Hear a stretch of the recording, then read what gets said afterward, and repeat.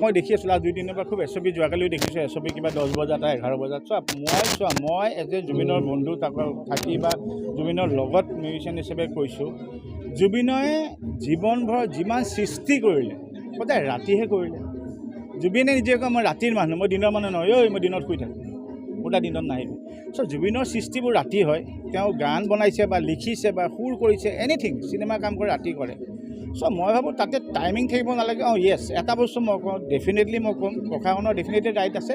তাত যদি কোনোবা মানুহে পাইছে দেৰিকৈ ৰাতি গৈ যদি কোনোবাই কিবা কৰিছে, মদ্যপান খাই পেলাই কিবা গোলমাল কৰিছে বা অশান্তি কৰিছে, তেওঁলোকক আপোনালোকে ওলাই দিয়ক, সেইটো ক'বলৈ একো নাই। যদি এজন মানুহৰ কাৰণে বাকী 20জন বা 100জন মানুহৰ দিগদাৰ পাইছে, তেওঁলোকক আপোনালোকে ধুনীয়াকৈ বুজাই দিয়ক যে তোমালোকে এইটো জেগাত এইটো বস্তু নকৰিবা।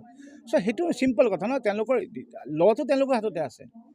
তেওঁলোকে ল'ব পাৰিব ন, তেওঁলোককতো নালাগে এজন মানুহে বোলে কাৰোবাৰ আৱেগিক হৈ পেলাই কোনোবা এজনে বোলে তাত বেছিকৈ কোনোবাই মদ্যপান কৰি গৈছেও, বা তেওঁলোকক বুজাব পাৰে ন, ল'টো তেওঁলোকৰ হাততে আছে যে আপোনালোকে এইটো পৰিৱেশ নষ্ট নকৰিব, আপোনালোকে প্লিজ বাহিৰলৈ যাওক, বাছ ফিনিছ। সেইটো চিম্পল কথা। তাৰ কাৰণে টাইমিং দিব মই ভাবোঁ এইটো যিটো বস্তু লয়ে ৰখাব পাৰিলেহেঁতেন, তাৰ কাৰণে টাইমিং দি বাকী মানুহখিনিক এতিয়া মোক আপোনালোকে কওকচোন, এজন মানুহ বঙাইগাঁৱত চাকৰি কৰি পেলাই ঘৰত গৈ ৰাতি বোলে মনটো গৈছে আহিবলৈ, তেওঁ আহি পাব জানো 10টা বজাত গুৱাহাটী?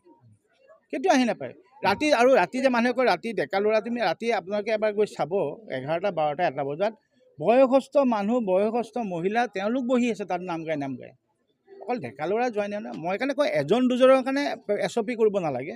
কোনোবাই যদি ডেফিনেটলি তাতে কিবা অশান্তি সৃষ্টি কৰিছে কিবা কৰিছে, তেওঁলোকক ধুনীয়াকৈ বুজাই মেলি বাহিৰলৈ ওলাই দিব লাগে যে বাকীখিনি আমাৰ দিগদাৰ নহয়। তাৰ কাৰণে গোটেই ৰাইজক আপোনালোকে এছঅ'পি দিব।